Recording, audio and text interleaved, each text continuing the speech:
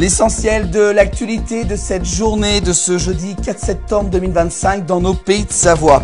On commence l'actualité avec nos confrères de l'Essor savoyard. Un décret du gouvernement entérinant justement la mise en péage de la 40 entre Saint-Julien en Genevois et Annemasse du côté de la Haute-Savoie est paru justement cet été. Les parlementaires réagissent. Fin donc de la gratuité sur cette autoroute A40. Les parlementaires justement de la Haute-Savoie demandent au gouvernement de revoir sa position.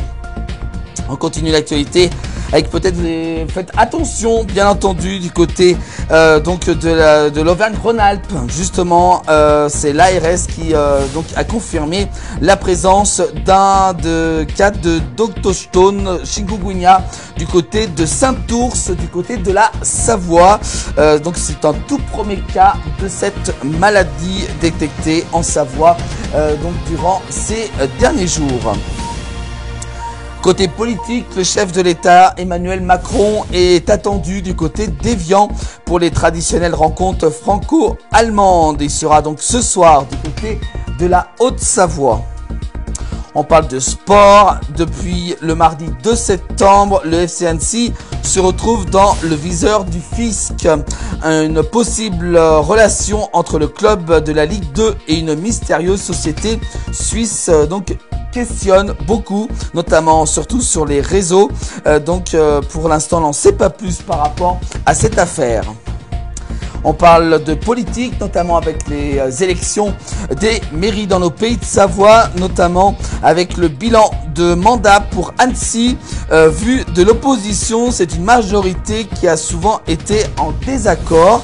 Anthony Granger, entre parenthèses, les Républicains, conseiller municipal du groupe d'opposition Annecy Ensemble, critique justement le bilan du mandat de la majorité sortante conduit par le maire actuel d'Annecy, François Astorg. Une pub qui fait bien rire, une étiquette mentionnant de la viande de chauve-souris marinée. Ce n'est pas vrai, hein. Bien entendu, de la viande de chauve-souris marinée vendue chez Lidl. Une erreur d'étiquetage qui amuse beaucoup sur Internet durant ces dernières heures, qui a fait le tour et qui a été vu par des millions sur l'ensemble des plateformes, bien entendu.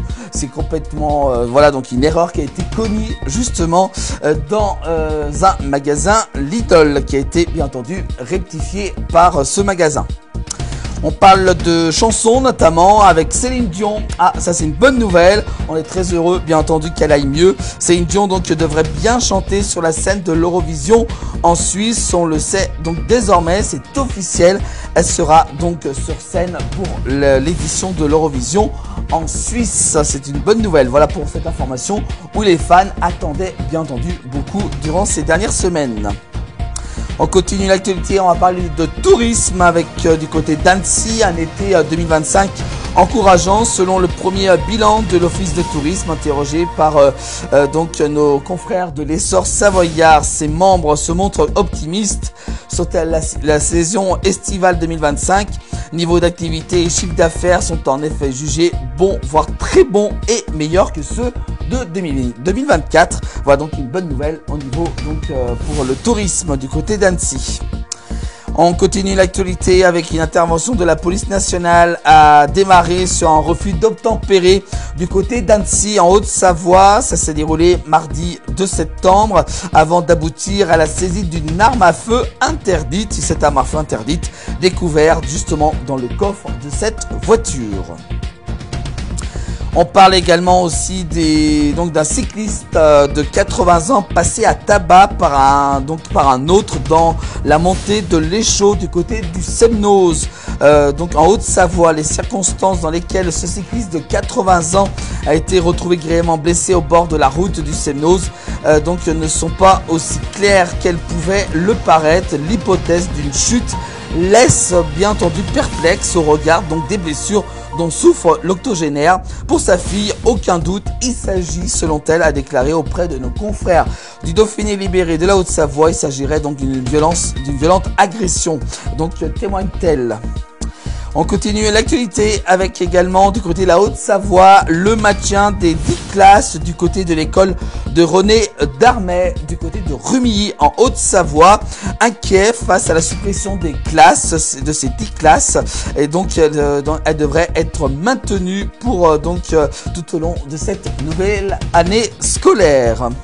Et puis enfin, on termine l'actualité de cette journée avec une femme de 39 ans gravement blessée dans un accident du côté de la Plagne en Tarentaise. Cette conductrice a été héliportée vers le CHU de Grenoble.